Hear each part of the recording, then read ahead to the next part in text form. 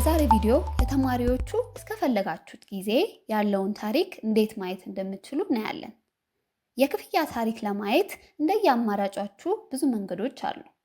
የመጀመሪያው ክፍያው ባዘዛችሁት ጊዜ ወይም ተርም መሰረት ሁሉንም የከፈሉትና ያልከፈሉትን ጨምሮ እስከ የብር መጠናቸው ደምሮ ማየት ከፈለጉ ከዝርዝሩ ላይ ፊ የሚለው ላይ ጫኑ። ቀጥለው ከተዘረዘሩት ውስጥ ቢል ሪፖርት የሚለውን በመምረጥ አዲስ ገጽ ይክፈቱ።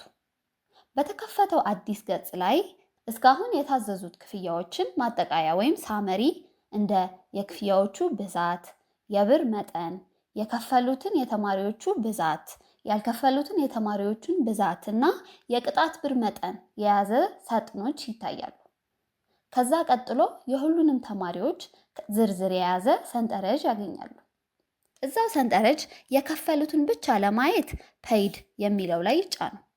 ያልከፈሉትን ተማሪዎች ብቻ ማየት ከፈለጋችሁ ደግሞ አንፔይድ ላይ በመጫን ማየት ይችላሉ። የአንድ ተማሪ ብቻ ያለው የክፍያ ታሪክ ማየት ከፈለጉ ደግሞ ሰርች በሚለው ላይ ዩዘር አይዲው በማስገባት ማግኘት ይችላሉ።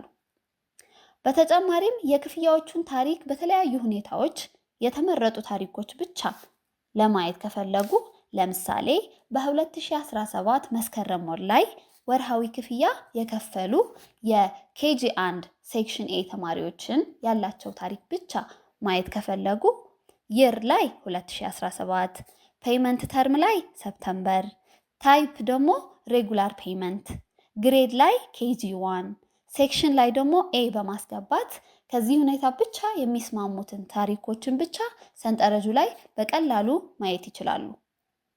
ሁለተኛ አማራጭ ደግሞ የተማሪዎቹ የታዘዘላቸውና የከፈሉትን ክፍያ ሁሉም አንድ ላይ ለማየት ደግሞ አሁንም ፊ ስር ላይ ካሉት ስቱደንት ሌዥር ላይ ይጫኑ። ቀጥለው በተከፈተው አዲስ ገጽ ላይ የእያንዳንዱ ተማሪ እስካሁን የታዘዘለትን ክፍያ በየፔይመንት ተርም ወይም የክፍያ ጊዜ ስማቸው ያላቸው መለያና ክፍላቸውን ማየት ይችላሉ። በተለያዩ ሁኔታ ለይተው ማየት ከፈለጉ ደግሞ ለምሳሌ በሆነ ዓመት ብቻ የከፈሉትን ለማየት ይር የሚለው ላይ የሚፈልጉትን ዓመተ ምህረት ያስገቡ። የትምህርት ደረጃ ከፈለጉ ግሬድ በሚለው ላይ የሚፈልጉትን የትምህርት ደረጃ ይምረጡ። ሴክሽን ወይም ክፍል ለመጨመር ደግሞ አሁንም ሴክሽን በሚለው ላይ የሚፈልጉትን ሴክሽን በመምረጥ የተማሪዎቹን የክፍያ ታሪክ በቀላሉ ማየትና መቆጣጠር ይችላሉ። ቀጥለው የፈለጉትን ታሪክ በሲኤስቪ ወይም ኤክስኤል ሴቭ ወይም ማስቀመጥ ከፈለጉ ኤክስፖርት የሚለውን በመጫን ገጹ ላይ ኤክስኤል ወይም ሲኤስቪ ፋይሉ ላይ እንዲኖሩ የሚፈልጓቸውን ከዝርዝሩን በመምረጥ ኔም ወይም ስም በመስጠት በሲኤስቪ ፋይል ከፈለጉት ኤክስፖርት አስ ሲኤስቪ ፋይል የሚለውን ይጫኑ።